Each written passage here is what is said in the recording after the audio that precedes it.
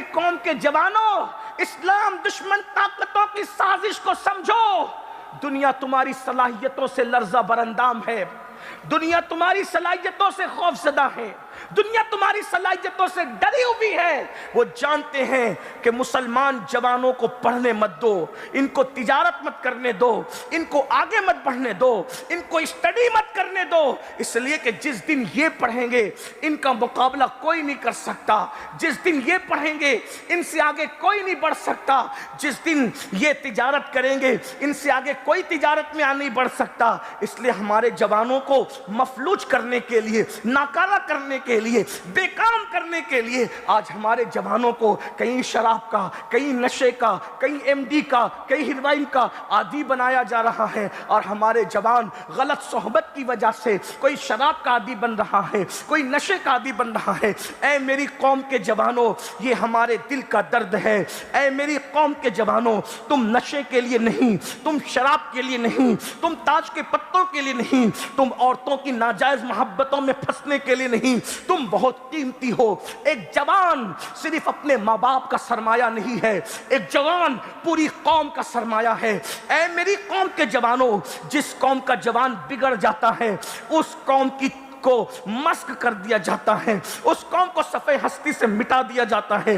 جس قوم کا جوان نشہ کرے گا اس قوم کی بیٹیوں کی آبرو محفوظ نہ رہے گی، جس قوم کا جوان نشہ کرے گا وہ قوم کبھی ترقی نہ کر سکے گی، جس قوم کا جوان نشہ کرے گا وہ قوم جہالت کی وادیوں میں بھٹکتی رہے گی، جس قوم کا جوان نشہ کرے گا وہ قوم غربت کی چکی میں پستی رہے گی۔ اس لیے کہ نشہ کرنے والا نہ پڑھ سکتا ہے، نہ کاروبار کر سکتا ہے، نہ کچھ اور کام کر سکتا ہے، وہ تو بے ہوش ہو کر گٹروں کے کنارے پڑا رہے گا، وہ تو بے ہوش ہو کر کے بستروں میں پڑا رہے گا۔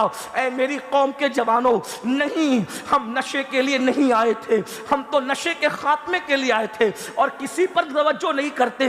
کم سے کم اپنے بچوں سے تو پیار کر لو۔ جو باپ نشہ کرتا ہے اس کے بچوں کو ہر جگہ جو ہے وہ تانے سننے پڑتے ہیں، اس کا باپ تو نشیڑی ہے، اس کا باپ تو گٹروں کے کنارے نشہ کر کے پڑا رہتا ہے، اسکول میں بچے چڑا رہے ہیں، کسی محفل میں انہیں حقیر نظر سے دیکھا جا رہا ہے، نشہ کرنے والے کی بیوی کو حقارت کی نظر سے دیکھا جاتا ہے، بچے احساس کمتری کا شکار ہو جاتے ہیں، پڑھ نہیں پاتے، اور اگر جوان ہو جائیں تو نشہ کرنے والے کے بچوں کو اچھے رشتے نہیں آتے، شریف گھرانے کے رشتے نہیں آتے۔ کم از کم یہ نہ سوچا ہوتا تو اپنے ماں باپ کا تو سوچتے۔ ایک ماں جب اپنے بچے کو دودھ پلاتی ہے، ایک باپ جب اپنے بچے کو بڑا کرتا ہے تو اس کے دماغ میں کتنے ارمان منڈلاتے ہیں، کتنے ارمان جنم لیتے ہیں۔ اللہ اکبر، ماں جھولا جھلاتے ہوئے سوچتی ہے میرا بیٹا بڑا ہوگا تو میرے بڑھاپے کا سہارا بنے گا، باپ سوچتے ہیں میرا بیٹا بڑا ہوگا تو بڑھاپے میں میری مدد کرے گا۔ ذرا سوچو تو صحیح، جب تم نشے کے دروازے پر خود کو تباہی کے دہانے پہ پہنچا دو گے تو تمہارے باپ کا تم سہارا بن سکو گے، تمہاری ماں کا سہارا بن سکو گے؟ آج نشہ کرنے والوں کی مائیں مسجدوں کے دروازوں پہ بیٹھ کر کے بھیک مانگ رہی ہے، نشہ کرنے والوں کا باپ بڑھاپے میں بھی لوگوں کی نوکری کرتا نظر آ رہا ہے۔ اے میری قوم کے جوانوں، نشے سے دنیا بھی تباہ ہوتی ہے، نشے سے آخرت بھی تباہ ہوتی ہے، اور پھر اللہ کے سچے نبی نے فرمایا کہ نشہ کرنے والا قیامت کے دن اٹھے گا یا تو سور کی شکل لے کے، خنزیر کی شکل لے کر، یا تو بندر کی۔ اسی پر نہیں بلکہ یہ بھی فرمایا نشہ کرنے والا جب اٹھے گا اس کی آنکھوں سے خون اور پیپ بہ رہا ہوگا، اس کا چہرہ مسک ہوگا، اس کے منہ سے پاخانے کی الٹی ہو رہی ہوگی، وہ پاخانے کی الٹی کرتے کرتے اٹھے گا۔ چند لمحوں کے نشے کے لیے اپنی دنیا اور آخرت کو تباہ مت کرو، اپنی دنیا اور آخرت کو برباد مت کرو۔ میری قوم کے جوانوں، تمہیں پڑھنے کے لیے، آگے بڑھنے کے لیے، تمہیں بوجھ بننے کے لیے نہیں، بوجھ اٹھانے کے لیے۔ نشے سے صحت خراب ہوتی ہے، گٹکا چھوڑ دو، تمباکو چھوڑ دو، سگریٹ چھوڑ دو، سگریٹ بھی مت پیو، اس سے پھیپھڑے خراب ہو رہے۔ ہنسنے کی بات نہیں ہے۔ اپنے نبی کو دیکھو، اللہ کے رسول علیہ السلام نے پوری زندگی وہ کھانا نہیں کھایا جس کھانے کو کھانے کے بعد سستی آتی۔ جو کھانا سست کر دے وہ کھانا بھی حضور نہیں کھاتے تھے۔ تو جو چیزیں کینسر پیدا کرے کیوں کر رہے؟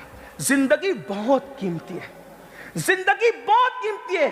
جوانی کے نشے میں سگریٹ پینے والوں، اپنے ہاتھوں سے اپنی دولت کو آگ لگا کر کے دھوئے میں اڑا رہے ہو۔ مرنا نہیں ہے، اللہ کی عدالت میں پہنچنا نہیں ہے۔ قرآن کہتا ہے اَيَحْسَبُ الْإِنسَانُ أَن يُتْرَكَ سُدًى، کیا انسان یہ تصور کرتا ہے اللہ اس سے حساب نہیں لے گا؟ فَمَن يَعْمَلْ مِثْقَالَ ذَرَّةٍ خَيْرًا يَرَهُ وَمَن يَعْمَلْ مِثْقَالَ ذَرَّةٍ شَرًّا يَرَهُ، ایک ذرے کے برابر نیکی کی ہوگی اللہ تم سے وہ بھی پوچھے گا، ذرے کے برابر برائی کی ہوگی اللہ تم سے وہ بھی پوچھے گا۔ سگریٹ پینے والوں، کیا تمہیں احساس نہیں ہے کہ رسول اللہ کی امت کی غریب عورتیں آج لوجوں میں بک رہی ہے اور تم سگریٹ پی رہے ہو؟ سگنلوں پر مسلمانوں کی بیٹیاں برقع پہن کر کے بھیک مانگ رہی ہے اور تم اپنی دولت کو سگریٹ اور حقے میں اڑا رہے ہو۔ بتاؤ، یہ تمباکو، یہ سگریٹ، یہ گٹکا تمہیں کینسر تک لے جائے گا، چھوٹی عمر میں مر جاؤ گے، تمہارے بچے یتیم ہو جائیں گے۔ بددعا کے طور پہ نہیں کہہ رہا ہوں، پیشین گوئی جو ہے وہ کہہ رہا ہوں کہ میدان جنگ تک ہم بھی عاشق رسول ہیں، وہ جان قربان کر کے نبی کی آواز پر مسجد نبوی پہنچے، کیا ہم فجر کی نماز میں نیند قربان کر کے بھی اپنے محلے کی مسجد میں پہنچتے ہیں؟ بتائیے، آپ مجھے بتائیے، ہم کون سے عاشق ہیں؟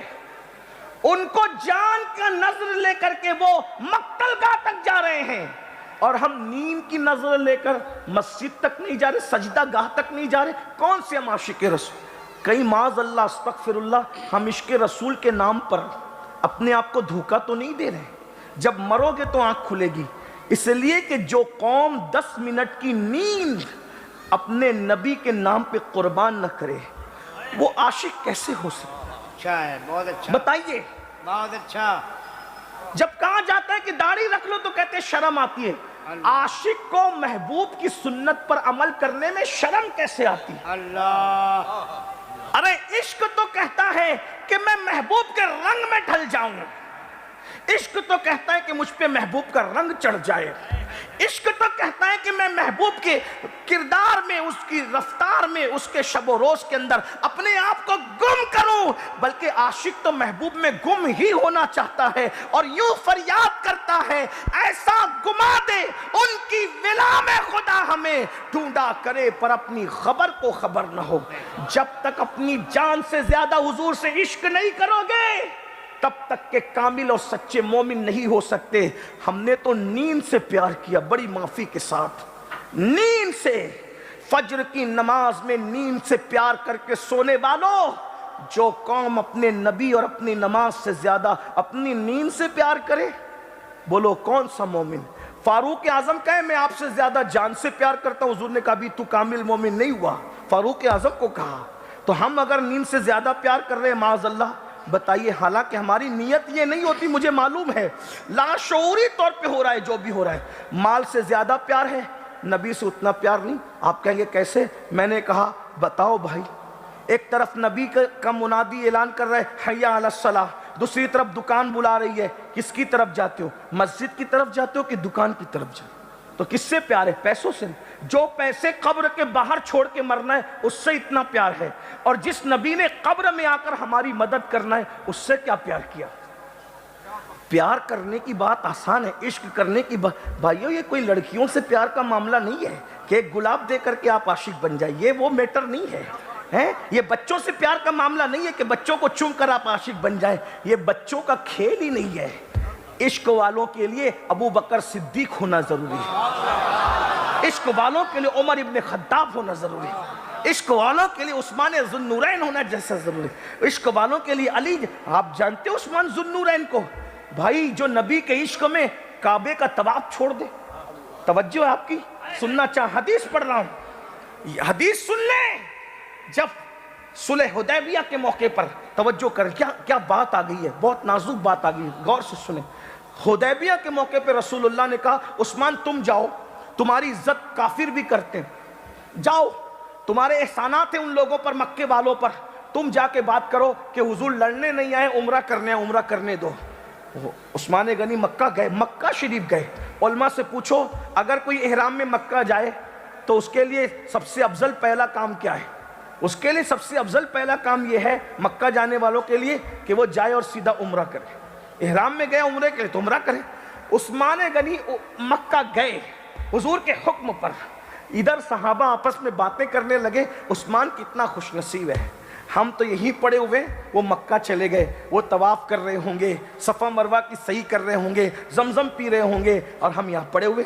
ادھر عثمان غنی مکے میں کئی دن تک رہے، نہ حرم میں گئے، نہ طواف کیا، نہ کعبے کا دیدار کیا، نہ زمزم پیا، نہ صفا مروہ کی صحیح کی۔ یہ عثمان غنی۔ لوگ صحابہ کی بات کرتے ہیں، یہ صحابہ کا عشق دیکھو، صحابہ کا عشق دیکھو، صحابہ کے نام پہ سیاست کرتے ہو، صحابہ کا عشق دیکھو، یہ صحابہ ہیں۔ اور جیسے احرام میں گئے تھے ویسے ہی احرام میں واپس آئے، عمرہ کیے بغیر واپس آئے۔ پوچھو علماء سے جو مکہ جائے احرام پہن کر اور بغیر عمرہ کے واپس آئے کیا حکم اس کے لیے ہے؟ لیکن سارے حکم آپ کے لیے ہے، عاشقوں کا اپنا مزاج ہے۔ عاشقوں کا جب عثمان غنی حالت احرام میں واپس آئے تو اللہ کے رسول نے فرمایا عثمان تیرے بھائی لوگ تیرے بارے میں کیا کہہ رہے ہیں ذرا سن۔ عثمان غنی گئے صحابہ سے کہا کیا کہہ رہے تھے؟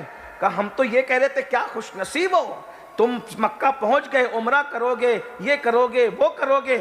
تو عثمان غنی نے کیا کہا تم نے میرے ساتھ بدگمانی کی؟ ارے کوئی مکہ جائے کعبے کا طواف کرے تو یہ بدگمانی ہے، کوئی زمزم پیے۔ اگر کوئی ہم سوچیں مولانا صاحب غلام غوث مکہ گئے تو کیا کر رہے ہوں گے بھائی؟ طواف ہی تو کر رہے ہوں گے۔ یہ سوچنا کہ طواف کر رہے ہیں تو یہ کوئی بدگمانی ہے، یہ تو اچھا گمان ہے نا، اچھا۔ لیکن عثمان غنی کا تیور تم نے بدگمانی کی میرے ساتھ۔ اور عثمان یہ بدگمانی کہا تم کیا سمجھتے ہو؟ انہوں نے مجھ سے کہا تھا، بار بار کہا تھا کہ عثمان تم جا کر عمرہ کر لو، طواف کر لو، تمہارے احسانات ہیں ہم پر، لیکن میں نے نہیں کیا۔ کیوں؟ ارے میں کیا جانوں طواف اور عمرہ کو؟ میرا محبوب مصطفیٰ جان رحمت بغیر عمرہ کے واپس جائے اور میں کعبے کا طواف ان سے پہلے کر لوں، یہ مجھ سے نہیں ہو سکتا۔ مجھے طواف سے زیادہ آمنہ کے لال کی اتباع محبوب ہے۔ نعرہ تکبیر، نعرہ رسالت۔ حضور آپ کعبے کا کعبہ طواف نہ کرے اور میں کعبے کا طواف کروں، مجھ سے نہیں ہو۔ میں طواف کیے بغیر واپس آئے، میں عمرہ کیے بغیر واپس آئے۔ اب آپ سے پوچھوں غور، جو عشق مصطفیٰ میں توجہ ہے، بول سکتا ہوں، جو عشق مصطفیٰ میں توجہ، عشق مصطفیٰ میں کعبے کا طواف چھوڑ دے۔ بہت نازک بات کر رہا ہوں لیکن بہت اچھے سے سن رہے ہیں، بڑی محبت والے آپ لوگ ہیں۔ جو عشق مصطفیٰ میں کعبے کا طواف، کہ میرا محبوب طواف نہیں کرتا میں کیسے کروں، وہ عشق مصطفیٰ میں طواف چھوڑ دے کعبے کا، اور ہم عشق رسول کا دعویٰ کرنے کے بعد شراب نہیں چھوڑ سکتے۔ وہ طواف چھوڑ سکتے ہیں محبوب کی خاطر، اور ہم شراب نہیں چھوڑ سکتے۔ آج ہمارا جوان شراب میں ڈوبا ہے، نشے میں ڈوبا ہے، اور عاشق رسول ہے۔ بھائیو عشق یہ ہے، محبوب حدیبیہ میں بیٹھا ہے، میں کیوں طواف کروں؟ اللہ کا گھر اپنی جگہ ہے، لیکن طواف جب محبوب کرے گا تبھی میں کروں گا، محبوب کے پیچھے کروں، محبوب کے آگے میں طواف نہیں کر سکتا۔ تو بتائیں، حالانکہ طواف محبوب کو بھی محبوب ہے، اسی لیے تو محبوب 400 کلو کا میٹر کا سفر طے کر کے مکہ جا رہا ہے، لیکن طواف محبوب کو محبوب ہے، لیکن محبوب کی خاطر طواف چھوڑ دیا۔ اور یہاں شراب تو محبوب نفرت کر رہے ہیں، فرمایا جو شراب پی رہا ہے محمد اس سے بیزار ہے۔ نشہ کرنے والا قیامت کے دن یا تو سور کی شکل لے کر اٹھے گا یا تو بندر کی شکل لے کر اٹھے گا۔ اللہ اللہ۔ آج عشق مصطفیٰ کا دعویٰ کر کے نشہ کیا جا رہا ہے، نشے کو پرموٹ کیا جا رہا ہے۔ میری قوم کے جوانوں، اسلام دشمن طاقتوں کی سازش کو سمجھو۔ دنیا تمہاری صلاحیتوں سے لرزہ برندام ہے، دنیا تمہاری صلاحیتوں سے خوف زدہ ہے، دنیا تمہاری صلاحیتوں سے ڈری ہوئی ہے. وہ جانتے ہیں کہ مسلمان جوانوں کو پڑھنے مت دو, ان کو تجارت مت کرنے دو, ان کو آگے مت بڑھنے دو, ان کو اسٹڈی مت کرنے دو, اس لیے کہ جس دن یہ پڑھیں گے ان کا مقابلہ کوئی نہیں کر سکتا, جس دن یہ پڑھیں گے ان سے آگے کوئی نہیں بڑھ سکتا, جس دن یہ تجارت کریں گے ان سے آگے کوئی تجارت میں نہیں بڑھ سکتا. اس لیے ہمارے جوانوں کو مفلوج کرنے کے لیے, ناکارہ کرنے کے لیے, بے کام کرنے کے لیے آج ہمارے جوانوں کو کہیں شراب کا, کہیں نشے کا, کہیں ایم ڈی کا, کہیں ہیروئن کا عادی بنایا جا رہا ہے. اور ہمارے جوان غلط صحبت کی وجہ سے کوئی شراب کا عادی بن رہا ہے, کوئی نشے کا عادی بن رہا ہے. اے میری قوم کے جوانوں, یہ ہمارے دل کا درد ہے. اے میری قوم کے جوانوں, تم نشے کے لیے نہیں, تم شراب کے لیے نہیں, تم تاج کے پتوں کے لیے نہیں, تم عورتوں کی ناجائز محبتوں میں پھنسنے کے لیے نہیں, تم بہت قیمتی ہو. ایک جوان صرف اپنے ماں باپ کا سرمایہ نہیں ہے, ایک جوان پوری قوم کا سرمایہ ہے. اے میری قوم کے جوانوں, جس قوم کا جوان بگڑ جاتا ہے اس قوم کی کو مسک کر دیا جاتا ہے, اس قوم کو صفحہ ہستی سے مٹا دیا جاتا ہے. جس قوم کا جوان نشہ کرے گا اس قوم کی بیٹیوں کی آبرو محفوظ نہ رہے گی. جس قوم کا جوان نشہ کرے گا وہ قوم کبھی ترقی نہ کر سکے گی. جس قوم کا جوان نشہ کرے گا وہ قوم جہالت کی وادیوں میں بھٹکتی رہے گی. جس قوم کا جوان نشہ کرے گا وہ قوم غربت کی چکی میں پستی رہے گی. اس لیے کہ نشہ کرنے والا نہ پڑھ سکتا ہے, نہ کاروبار کر سکتا ہے, نہ کچھ اور کام کر سکتا ہے. وہ تو بے ہوش ہو کر گٹروں کے کنارے پڑا رہے گا, وہ تو بے ہوش ہو کر کے بستروں میں پڑا رہے گا. اے میری قوم کے جوانوں, نہیں, ہم نشے کے لیے نہیں آئے تھے, ہم تو نشے کے خاتمے کے لیے آئے تھے. اور کسی پر توجہ نہیں کرتے, کم سے کم اپنے بچوں سے تو پیار کر لو.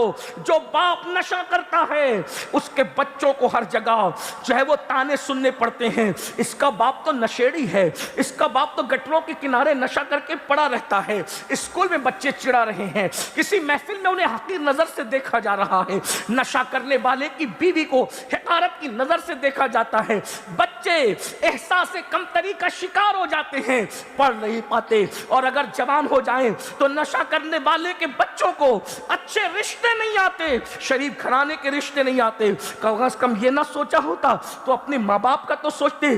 ایک ماں جب اپنے بچے کو دودھ پلاتی ہے, ایک باپ جب اپنے بچے کو بڑا کرتا ہے تو اس کے دماغ میں کتنے ارمان منڈلاتے ہیں, کتنے ارمان جنم لیتے ہیں. اللہ اکبر. ماں جھولا جھلاتے ہوئے سوچتی ہے میرا بیٹا بڑا ہوگا تو میرے بڑھاپے کا سہارا بنے گا. باپ سوچتے ہیں میرا بیٹا بڑا ہوگا تو بڑھاپے میں میری مدد کرے گا. ذرا سوچو تو صحیح, جب تم نشے کے دروازے پر خود کو تباہی کے دہانے پہ پہنچا دو گے تو تمہارے باپ کا تم سہارا بن سکو گے, تمہاری ماں کا سہارا بن سکو گے. آج نشہ کرنے والوں کی مائیں مسجدوں کے دروازوں پہ بیٹھ کر کے بھیک مانگ رہی ہے. نشہ کرنے والوں کا باپ بڑھاپے میں بھی لوگوں کی نوکری کرتا نظر آ رہا ہے. اے میری قوم کے جوانوں, نشے سے دنیا بھی تباہ ہوتی ہے, نشے سے آخرت بھی تباہ ہوتی ہے. اور پھر اللہ کے سچے نبی نے فرمایا کہ نشہ کرنے والا قیامت کے دن اٹھے گا یا تو سور کی شکل لے کے, خنزیر کی شکل لے کر, یا تو بندر کی. اسی پر نہیں بلکہ یہ بھی فرمایا نشہ کرنے والا جب اٹھے گا اس کی آنکھوں سے خون اور پیپ بہ رہا ہوگا, اس کا چہرہ مسک ہوگا, اس کے منہ سے پاخانے کی الٹی ہو رہی ہوگی. وہ پاخانے کی الٹی کرتے کرتے اٹھے گا. چند لمحوں کے نشے کے لیے اپنی دنیا اور آخرت کو تباہ مت کرو, اپنی دنیا اور آخرت کو برباد مت کرو. میری قوم کے جوانوں, تمہیں پڑھنے کے لیے, آگے بڑھنے کے لیے, تمہیں بوجھ بننے کے لیے نہیں, بوجھ اٹھانے کے لیے. نشے سے صحت خراب ہوتی ہے. گٹکا چھوڑ دو, تمباکو چھوڑ دو, سگریٹ چھوڑ دو. سگریٹ بھی مت پیو, اس سے پھیپڑے خراب ہو رہے. ہنسنے کی بات نہیں ہے. اپنے نبی کو دیکھو, اللہ کے رسول علیہ السلام نے پوری زندگی وہ کھانا نہیں کھایا جس کھانے کو کھانے کے بعد سستی آتی.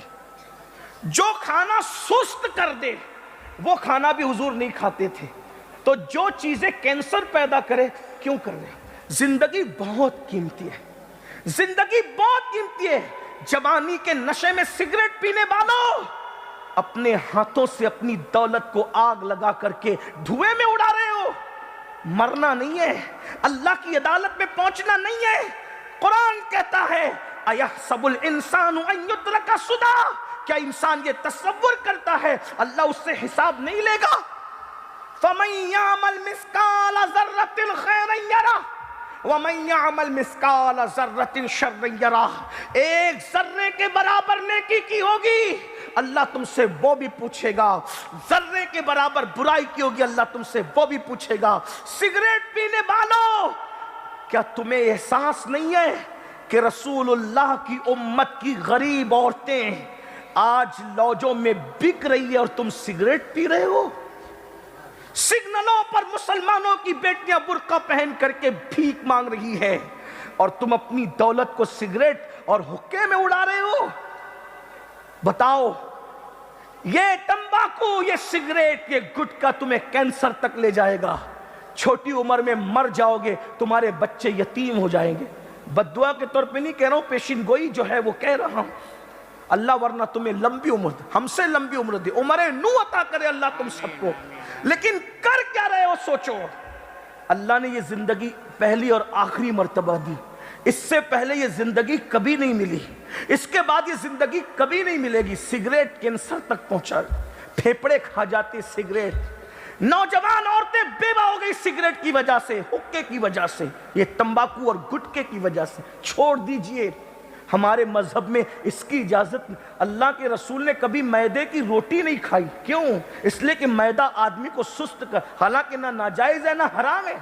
حضور علیہ السلام نے کبھی کچی پیاز اور کچا لہسن نہیں کھایا کیونکہ اس سے منہ میں بدبو آتی ہے۔ ہمارا ایمان ہے رسول اللہ اگر کھا بھی لیتے تو حضور کے منہ میں کبھی پیاز کا اثر ظاہر نہ ہوتا۔ ارے جس کے لعاب سے کھاری کنویں میٹھے ہو جائیں، جس کے لعاب سے جو ہے وہ کھاری کنووں کے اندر میٹھاس پیدا ہو جائے، اس کے منہ میں پیاز آئے تو پیاز بھی لذیذ ہو جائے۔ لیکن یہ تعلیم امت کے لیے تھا، جو نبی پیاز کی بدبو تمہارے منہ میں نہ دیکھ سکے، وہ نبی تمباکو کی بدبو کیسے گوارا کر سکتے ہیں؟ وہ نبی سگریٹ کی بدبو کیسے گوارا کر سکتے ہیں؟ وہ نبی جو ہے، دیکھو جائز اور ناجائز کی بحث ابھی الگ ہے، میں صرف آپ کو اصلاح معاشرہ کے نظریے کے تحت کہہ رہا ہوں۔ کینسر ہو رہے ہیں، گلے لٹک رہے ہیں، پھیپڑے خراب ہو رہے ہیں، کیا کیا ہو رہا ہے ذرا غور کیجئے۔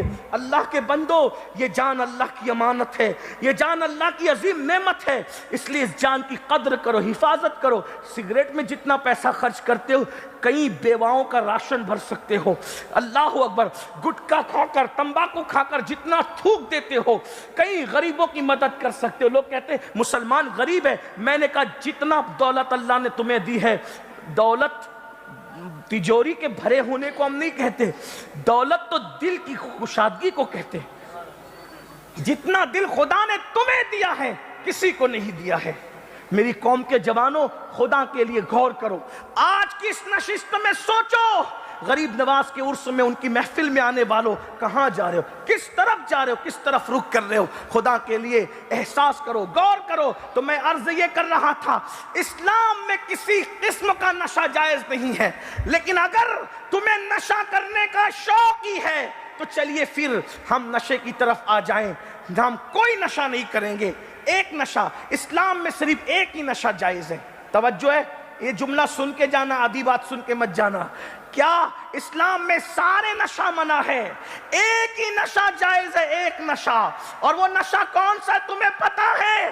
ہر نشہ گٹروں کے کنارے بے ہوش ڈال دیتا ہے، یہ وہ نشہ ہے جو گٹروں سے بچا لیتا ہے۔ ہر نشہ بے ہوش کرتا ہے، یہ نشہ ہوش میں لاتا ہے۔ ہر نشہ ذلیل کرتا ہے، یہ نشہ عزت دیتا ہے۔ ہر نشہ گمنام کرتا ہے، یہ نشہ نیکنام کرتا ہے۔ ہر نشہ اللہ اکبر بدنام کرتا ہے، یہ نشہ عزتوں کی بلندی پہ لے جاتا ہے۔ ہاں کسی حبشی کو یہ نشہ ہو جائے تو وہ حبشی کعبے کی چھت پہ نظر آتا ہے، کعبے کی چھت اس کے قدموں میں نظر آتی ہے۔ وہ نشہ کون سا ہے؟ اسے نشہ عشق مصطفیٰ کہتے ہیں۔ اگر چھپا لو تو چھپانے والا اویس بنتا ہے، اور اگر بتا دو تو بتانے والا بلال بن جاتا ہے۔ اگر نشہ ہی کرنا، عشق مصطفیٰ کا نشہ کرنا، اس لیے کہ دو نشے کبھی بھی ایک ساتھ نہیں ہو سکتے، دو نشے کبھی بھی ایک ساتھ نہیں ہو سکتے۔ جسے عشق مصطفیٰ کا نشہ ہوگا وہ شراب کے نشے کی طرف کبھی نہیں جائے گا، وہ جوے کے نشے کی طرف کبھی نہیں جائے گا۔ بات میری دور نکل گئی، عرض کیا کر رہا تھا؟ قرآن کہتا ہے الذین آمنو، الذین، ولی کون ہوتا ہے؟ ایمان والا. اور ایمان والے کے لیے میں نے اتنی لمبی بات کر دی کہ اپنی جان سے زیادہ وہ حضور سے عشق کرتا ہے. اب دنیا میں دیکھ لو ولی اتنی آسانی سے نہیں بنتے. اب جب الذین آمنو کی بات آئی تو وہ لوگ خود ہی کٹ گئے جو رسول اللہ کی گستاخیاں کرتے، جو حضور کی توہین کرتے. بھائی عشق ہوگا، کوئی محبوب کی توہین کرے گا؟ جو رسول اللہ کی ذات میں عیب ڈھونڈے، ارے عیب دار محبوب ہو تو بھی عشق کو عیب نہیں دیکھنے دیتا. جس کو خدا نے ہر عیب سے پاک کیا ہو، ہر عیب سے پاک پیدا کیا ہو، بتائیے اس نبی میں لوگ عیب تلاش کرتے ہیں؟ نہیں. آج کل یہ باتیں کہی جاتی ہے کہ ان کو تو عائشہ کا ہار نہیں پتا تھا، ابھی تک بیچارہ اسی میں گم ہے کہ ہار نہیں پتا تھا. تجھے پتا ہے اس میں حکمت کیا تھی؟ ارے نبی کو خدا نے گویا کہ ذہن سے نکال دیا کہ ہار عائشہ کا کہاں ہے. وجہ حکمت یہ رہی ہوگی کیا؟ محبوب تم چپ رہو گے، ہم سورہ نور کی 18 آیتوں کو نازل کر کے تمہاری بیوی کی منقبت میں قرآن نازل کر دیں گے. ارے یہی تو شان ہے. حضرت مریم پہ الزام لگتا ہے تو ننھا سا بچہ ان کی طہارت کی گواہی دیتا ہے. حضرت یوسف پہ الزام لگتا ہے تو ننھا سا بچہ پاکیزگی کی گواہی دیتا ہے. لیکن جب محبوب کے حرم پہ الزام لگتا ہے تو بچوں کو نہیں لایا جاتا بلکہ قدرت خود ان کی طہارت کی گواہی دیتی ہوئی نظر آتی. یہ مصطفیٰ جان رحمت کی شان. حضور کے ہر کام میں حکمت ہے لیکن لوگ اس میں عیب ہی تلاش کرتے. عیب تلاش کرنے والے عیبی کبھی نبی کے عاشق نہیں ہو سکتے. بات آگے بڑھانے سے پہلے ایک بات عرض کروں. کچھ لوگ کہتے ہیں نہیں حضرت، توجہ، آپ آپس میں سے بات نہ کریں ایسے. بھائی صاحب بات، او بابا نہ بولو، سب ادھر دیکھو، ادھر دیکھ رہے، سب کی توجہ اس طرح. چلیں ایک بار درود شریف پڑھیں. میں ایک حدیث پڑھتا ہوں. اللہم صلی اللہ سیدنا صلی اللہ علیہ النبی المی والی واصحابہ بارک وسلم. صلاۃ و سلام علیک یا رسول اللہ صلی اللہ علیہ وسلم. اب آپ میری بات پہ غور کیجیے. ولی پہلے عاشق ہوگا اپنی جان سے زیادہ حضور سے عشق کرنے. یعنی گستاخ رسول کبھی ولی، وہ مومن نہیں ہوتا تو وہ ولی کیسے ہو سکتا؟ جو کوئی ہو گستاخ، ٹھیک. بلکہ ہمارا نظریہ تو یہ ہے کہ جو حلالی ہوتا ہے وہ نبی کی گستاخی کر بھی نہیں سکتا. جو نبی کو گالیاں دے، جو نبی کو گالیاں دے وہ یہ بتاتے ہیں کہ ہمارا نسب صحیح نہیں ہے. کیونکہ ایک نے نبی کو گالی دی تھی تو اللہ نے کہا تھا وَتُلِّمْ بَعْدَ ذَلِكَ زَنِيمٌ. محبوب یہ مغیرہ کا نہیں ہے، یہ کسی وغیرہ کا ہے. جو وغیرہ کا ہوتا ہے، اچھا ہے، جو وغیرہ کا ہوتا ہے وہی نبی کو گالی دیتا ہے. وغیرہ میں ایک نہیں ہوتے. جی واہ. وغیرہ میں ہمیشہ ایک نہیں ہوتے، کئی ایک ہوتے. میں کسی کو گالی نہیں دے رہا ہوں، اتنا ضرور کہوں گا کوئی دے، چاہے یہ والا دے چاہے یہ والا دے، جو نبی کو گالی دے گا، جو نبی کو گالی دے گا وہ اپنا نسب خود بیان کرے گا. بس اتنی بات ہے. ہم یہ نہیں دیکھتے کہ یہ ہے یا یہ ہے، ہم تو زبان دیکھتے. محبوب جو صحیح النسب ہوگا وہ تیرا کبھی گالی دینے والا نہیں بلکہ وہ تیری تعریف کرنے والا ہوگا. اور وہ تو یوں کہے گا سرور کہوں کہ مالک و مولا کہوں تجھے، باغ خلیل کا گل زیبا کہوں تجھے، حرمہ نصیب ہوں تجھے امید کے کہوں، جانے مراد کانے تمنا کہوں تجھے. ارے حلالی تو مراد ہی نہیں کہہ رہا ہے بلکہ جانے مراد کہہ رہا ہے. جانے مراد کانے تمنا کہوں تجھے. اللہ رے تیرے جسم منور کی تابشیں، اے جانے جامے جانے تجلا کہوں تجھے. تیرے تو وصف عیب تناہی سے بری، حیران ہوں میرے شاہ میں کیا کیا کہوں تجھے. کہہ لے گی سب کچھ ان کے ثنا خواہ کی خاموشی، چپ ہو رہا یہ کہہ کے میں کیا کیا کہوں تجھے. لیکن رضا نے ختم سخن اس میں کر دیا، خالق کا بندہ خلق کا آقا کہوں تجھے. ولی کی دوسری صفت اور آخری صفت بیان کرنے سے پہلے ایک بات کہہ دوں. آج کل لوگ ٹائٹل بڑا لا کر کے دھونس جماتے ہیں. کیا کہتے ہیں؟ ٹائٹل بڑا لا کر دھونس جماتے. دھونس کیسے جماتے ہیں؟ کہتے ہیں ہم تو گالی نہیں دے رہا ہوں لیکن صرف اللہ کسی کی ہدایت کا راستہ بنا. ہمارا کام نہیں, ہم صوفیہ کے غلام گالی نہیں, حقائق بتا رہا ہوں, غور سے سننا. آج لوگ کہتے ہیں مولانا ہم اہل حدیث ہیں, اچھا یعنی ہم حدیث پر عمل کرنے. ہم ان سے کہتے ہیں میرے عزیز اگر تو غلط فہمی کا شکار ہے تو یاد رکھ حضور کی ہر حدیث پر عمل نہیں ہو سکتا. توجہ, حضور کی ہر حدیث پر عمل نہیں ہو سکتا. اسی لیے الحمدللہ ہم اہل سنت ہیں. حضور کی ہر سنت پر عمل ہو سکتا. جو ہمارے یہاں سنت کی اصطلاح ہے اس کے مطابق کہہ رہا ہوں, ٹھیک. اب غور سے سننا. دیکھیے اگر آپ کو سمجھ میں نہیں آتی تو ایک بات میں آپ سے کہتا ہوں, ہر حدیث پر عمل کیوں نہیں ہو سکتا؟ کیونکہ ابو داؤد شریف کی حدیث ہے. سننا حدیث کی بات. اگر میرے وہ نوجوان جو غلط فہمی کا شکار ہے تو وہ ہم سے بات بھی کر سکتے ہیں, ان سے بات کر لیں گے. لیکن ایک بات کہہ, ابو داؤد شریف میں حدیث ہے, بالکل ابتدا میں آغاز میں حدیث ہے. کیا اللہ کے رسول علیہ السلام نے فرمایا کہ مشرق اور مغرب کی طرف, مشرق اور مغرب کی طرف رخ کر کے پیشاب اور پاخانہ کرو, لیکن کعبے کی طرف رخ اور پیٹ کر کے پیشاب نہیں کرنا, پاخانہ نہیں کرنا. بات سنیں, کعبے کی طرف چہرہ اور پیٹ کر کے پیشاب پاخانہ نہیں کرنا. اگر کرنا ہے تو کدھر کا رخ کرو, یا تو مشرق کا کرو یا تو مغرب کا. یہ ابو داؤد شریف کی حدیث ہے, بالکل آغاز میں, ٹھیک ہے. اب آپ سے پوچھتا ہوں کیا ہندوستان میں کوئی اس پہ عمل کر سکتا ہے؟ دماغ لگائیے, کیوں نہیں کر سکتا؟ ہمارے ہندوستان میں قبلہ کدھر ہے؟ مغرب. نیچے والے بولنا, نیچے والوں کو بول, ذرا ان کو پتا بھی تو چلے کہ ان کا قبلہ کدھر ہے. ہاں, پچھم کی طرف, جس کو ہم کیا کہتے ہیں؟ مغرب کہتے ہیں, ہے نا. ہمارا قبلہ کدھر ہے؟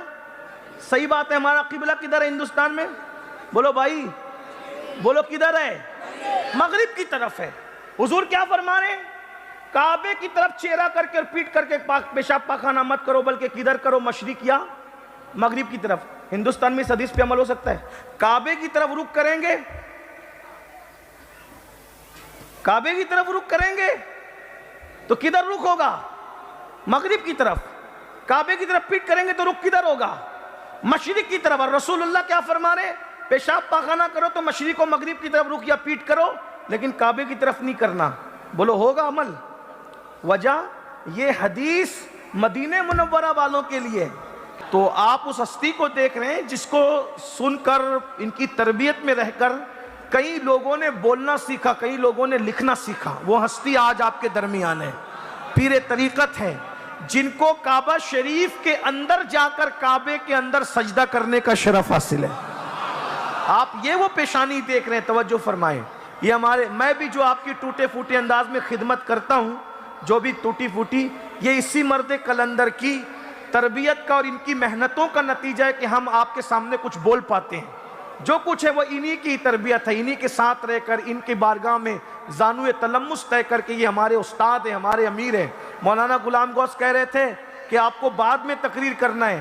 میں نے کہا میں اپنے امیر کے بعد پوری دنیا میں کہیں تقریر نہیں کرتا.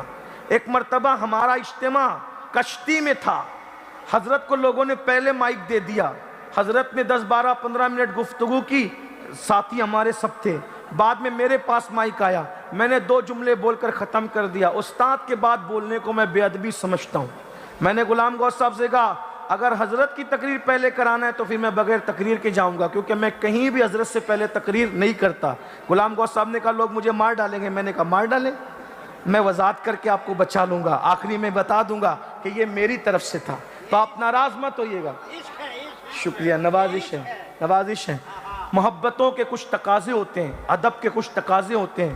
میں بڑے بڑے مقرروں کے بعد بولتا ہوں, لیکن اپنے امیر کے بعد بولنا تو دور کی بات, میں ان کی موجودگی میں بھی بولنا پسند نہیں کرتا.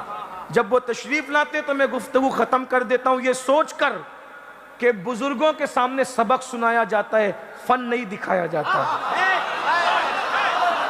اور ہم نے یہ آداب بھی اپنے قائد ہی سے سیکھے ہیں. اس لیے کہ آپ جس شخصیت کو دیکھ رہے ہیں, ابھی آپ انشاءاللہ تعالی حضرت کو سنیں گے, بہترین گفتگو, ایک ایک جملے کو ایسا لگتا ہے کوثر و تسنیم سے لکھیں. آپ غور فرمائیں نا, بہت قیمتی، ایک ایک جملے میں لوگوں کی زندگی بدل سکتی ہے۔ ہم کیا، بڑے بڑے علماء کہتے ہیں کہ آپ کے ایک جملے پر، خطاب کے ایک جملے پہ پوری کتاب لکھی جا سکتی ہے۔ ایسی ہستی کئی کتابیں لکھی، مجھ جیسے کئی، مجھ سے بہت بڑھ کر، میں تو کچھ بھی نہیں، بہت آخری درجے کا آدمی ہوں، مجھ سے کہیں بڑھ کر ان کے شاگرد ہیں، علماء شاگرد ہیں، شیوخ الحدیث کوئی یہ تربیت دیتے ہیں، مفتیان کرام کو یہ نصیحت کرتے ہیں۔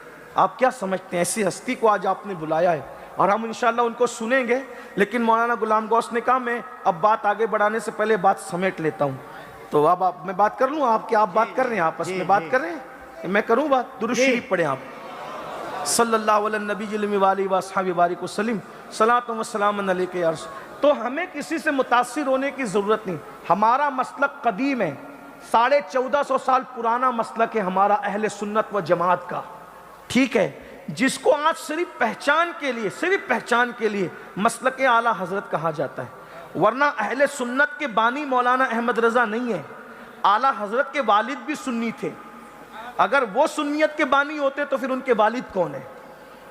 اعلیٰ حضرت کے پیر و مرشد بھی سیدی آل رسول احمد نوری سنی تھے، تم امام احمد رضا نے سنیت کی کسی نئے مسلک کی بنیاد نہیں رکھی، 1450 سال کا جو مسلک تھا اس کا اتنے مجموعہ نچوڑ کر کے ہمارے درمیان پیش کیا، جسے صرف پہچان کے لیے مسلک اعلیٰ حضرت کہا جاتا ہے۔ بات سمجھ میں آتی ہے؟ اور یہ مسلک کیا ہے؟ ماررہ مطالعہ سے اس کی تشریح یہ کی گئی، رسول اللہ کو ایسا مانو جیسے اللہ منوانا چاہتا ہے، اور ان کے دشمنوں سے ایسے دور رہو جیسے اللہ دور رہنے کا حکم دیتا ہے، اسی کو مسلک اعلیٰ حضرت کہتے ہیں۔ بلکہ اعلیٰ حضرت کی زبان میں مسلک اعلیٰ حضرت بتا دوں، دو کروں تیرے نام پہ جاں فدا، نہ بس ایک جاں دو جہاں فدا، دو جہاں سے بھی نہیں جی بھرا، کروں کیا کروڑوں جہاں نہیں، یہ مسلک ہے۔ اور دشمن احمد پہ شدت کیجئے، ملحدوں کی کیا مروت کیجئے، غیظ میں جل جائیں بے دینوں کے دل، یا رسول اللہ کی کثرت کیجئے، شرک ٹھہرے جس میں تعظیم حبیب، اس برے مذہب پہ لعنت کیجئے چرچا انہی کا صبح و شام، جانے کافر پر قیامت کیجئے۔ تو میں عرض کر رہا تھا ہر حدیث پر عمل نہیں ہو سکتا۔ آپ نے ابو داؤد شریف کی ایک حدیث، ایک آخری بات، یہ حدیث پڑھتے صحیح ہے، یہ حدیث پڑھتے صحیح ہے، بعض مرتبہ ترجمانی اس کی غلط کرتے ہیں، اس میں آپ لوگ جو پڑھے لکھے لوگ نہیں ہوتے وہ گڑبڑا جاتے ہیں۔ جیسے مثال کے طور پہ ایک حدیث ہے بہت مشہور ہے، وہ بھی پڑھتے ہیں، ہم لوگ بھی پڑھتے ہیں۔ حدیث یہ پڑھتے ہیں وہ لوگ کہ اللہ کے رسول علیہ السلام نے فرمایا میری قبر کو عیدگاہ نہ بناؤ، یہ حضور علیہ السلام کی حدیث ہے، اس کو بہت پڑھتے ہیں یہ لوگ، ہمارے جوانوں کو گمراہ کرنے، میری قبر کو عیدگاہ نہ بناؤ۔ اب کیا اتنی حدیث ہے میری قبر کو عیدگاہ نہ بناؤ، بس اتنی روایت ہے۔ اب اس پر یہ کیا کرتے ہیں، کلاکاری کیا کرتے ہیں کہ دیکھو حضور نے کہا قبر کو عیدگاہ مت بناؤ، تو جیسے عیدگاہ پہ بھیڑ کرتے ہو ویسے میری قبر پہ بھیڑ نہیں کرنا کبھی، جیسے بھیڑ کرتے ہو نا عیدگاہ پہ، ایسے بھیڑ نہیں کرنا کبھی۔ دیکھا جب رسول اللہ کے مزار پہ میلہ نہیں لگ سکتا تو شیخ عبد القادر کے یہاں کیسے لگ سکتا ہے، معین الدین صاحب کیا کیسے لگ سکتا، یہ تو ایسے ہی بات کرتے ہیں نا، ہم غوث اعظم کہتے ہیں وہ شیخ عبد القادر کہتے ہیں، لیکن بہرحال کوئی بات نہیں۔ مسعود سالار غازی کیا میلہ کیسے لگاتے ہو، جب رسول اللہ نے اپنی قبر پہ میلہ لگانے کے لیے منع کیا تو وہاں کیسے میلے اور اس کرتے ہو، یہ سب شرک ہے۔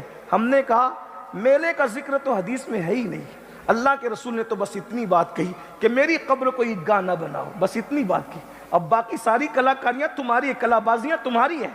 کہا کیا مطلب، جیسے عیدگاہ پہ بھیڑ لگاتے ہو، میں نے کہا اگر یہی مفہوم ہوتا نا کہ جیسے عیدگاہ پہ بھیڑ لگاتے ہو میری قبر پہ بھیڑ نہ لگانا، تو میں کہتا ہوں جتنی بھیڑ روزانہ رسول اللہ کے مزار پر ہے اتنی بھیڑ تو کسی کے ہاں تصور بھی نہیں کیا جا سکتا، روزانہ لاکھوں لوگ نماز پڑھ رہے ہیں۔ اور رہی بات کووڈ میں سارے مزار خالی تھے، توجہ، کووڈ میں سارے، لیکن رسول اللہ کا مزار کبھی خالی نہیں رہا، کیونکہ حضور فرماتے ہیں روزانہ 70,000 فرشتے صبح آتے ہیں، شام تک درود و سلام پیش کرتے ہیں، اور 70,000 شام کو آتے ہیں، صبح تک درود و سلام پیش کرتے ہیں، حتیٰ کہ جو قیامت کا دن ہوگا اس دن بھی وہ فرشتے آئیں گے اور اللہ کے رسول انہی فرشتوں کے ساتھ میدان محشر میں تشریف لائیں گے، اور جب وہ آئیں گے مجھ سے خدمت کے قدسی کہے ہاں رضا مصطفیٰ جان رحمت میں لاکھوں سلام۔ تو میں حضرت کے سامنے بات نہیں کرتا، لیکن اتنی اب آپ لوگ متحق کیا اہل حدیث صاحب ہے، کیا محدث ہے بھائیو، جس کو صحائے ستہ کا تلفظ نہیں آتا، وہ چند باتیں رٹا کر کے ان کو رٹو طوطے کو بھیج دیا آپ کے محفلوں میں، آپ ان سے متاثر ہو رہے ہیں۔ جتنا علم حدیث آپ کے مسلک میں ہے کہیں نہیں ہے۔ شیخ عبدالحق محدث جیسا محدث ہمارے مسلک میں، شاہ ولی اللہ اور شاہ عبدالعزیز جیسا محدث ہمارے مسلک میں ہے، امام احمد رضا جیسا محدث ہمارے مسلک میں ہے۔ غریب نواز ایسے محدث تھے، شیخ الاسلام کہلائے اپنے دور کے، 3 سال تک اپنے زمانے میں مسجد نبوی میں بیٹھ کر کے انہوں نے درس حدیث دیا ہے۔ ایسا محدث ہمارے مسلک میں، یہ تو 1857 کے بعد کی پیداوار ہے، تو پھر کیا مطلب ہے اس حدیث کا؟ اب بات سمجھو، آپ کو سمجھ میں آئے گا دھوکہ کیسے دیتے ہیں۔ حضور علیہ السلام نے یہ ضرور کہا میری قبر کو عیدگاہ نہ بناؤ، یعنی یہ مطلب نہیں کہ عیدگاہ کی طرح بھیڑ نہ کرو، اس پر کوئی حدیث ان کے پاس نہیں ہے، تشریح میں جو پیش کریں، لیکن ہمارے پاس کیا سنیے، ہم یہ کہتے ہیں کہ حضور نے یہ کہا میری قبر کو عیدگاہ مت بناؤ، اس کا مطلب یہ نہیں کہ بھیڑ مت کرو، بلکہ یہ کہا مطلب یہ نکل رہا ہے کہ جیسے عیدگاہ میں سال میں 2 مرتبہ جاتے ہو، عید اور بقرعید پر ایسے 2 مرتبہ نہیں آنا سال میں۔ بولو نیک سے نیک، متقی سے متقی کوئی سال میں تیسری بار عیدگاہ کبھی جاتا ہے؟ میں الحمدللہ عیدگاہ کا امام ہوں، میں بھی کبھی تیسری بار کبھی نہیں جاتا ہوں۔ یہ یہاں بھی بہت سارے عیدگاہ کے امام، ہمارے شہر کی عیدگاہ میں کئی عیدگاہیں، ایک امام مجھے بھی بنا دیا، کسی کم علم کو بنا دیا، لیکن تیسری بار میں بھی نہیں جاتا، کبھی 2 ہی بار جاتا ہوں، تیسری بار نہیں۔ اور حضور کیا فرما رہے ہیں؟ میری قبر کو عیدگاہ نہ بنانا، یعنی جیسے عیدگاہ میں 2 مرتبہ آتے ہو ویسے 2 مرتبہ نہیں آنا۔ پھر کیا؟ جب جب موقع ملے تب تب آنا۔ کیوں؟ من زارا قبری وجبت لہو شفاعتی، جس نے میری قبر کی زیارت کی اس پر میری شفاعت واجب ہو گئی۔ نعرہ تکبیر، نعرہ رسالت، عظمت مصطفیٰ، شان مصطفیٰ۔ حدیث وہی تھی لیکن نظریں بدل گئی تو نظارے بدل گئے۔ اور میرے امام تو بڑے مزے میں کہتے ہیں مجرم بلائے آئے ہیں جاؤ کا ہے گواہ، پھر رد ہو کب یہ شان کریموں کے در کی ہے، مانگیں گے مانگے جائیں گے منہ مانگی پائیں گے، سرکار میں نہ لا ہے نہ حاجت اگر کی ہے، منگتے کا ہاتھ اٹھتے ہی داتا کی دین تھی، دیری قبول عرض میں بس ہاتھ بھر کی ہے، اور طیبہ میں مر کے ٹھنڈے چلے جاؤں آنکھیں بند، سیدھی سڑک یہ شہر شفاعت نگر کی ہے۔ ہمارے پاس تو یہ بھی دلیل ہے، حضور تو مدینے اتنے بلانا چاہتے ہیں، فرماتے ہیں اگر تم سے ہو سکے تو مدینے میں مرو، جو مدینے میں مرے گا میں اس کی شفاعت کروں گا۔ حضور تو چاہتے ہیں کہ مدینے۔ اللہ تعالیٰ ہم سب کو توفیق عطا فرمائے۔ وقت زیادہ ہوا، حضرت کے سامنے میں نہیں بولتا، آپ لوگ بیٹھیں، جائیں گے تو نہیں نا انشاءاللہ؟ بہت سنجیدہ گفتگو آپ کو سننا ہے، زندگی بدل دینے والی گفتگو آپ کو سننا ہے، آپ کو جانا نہیں۔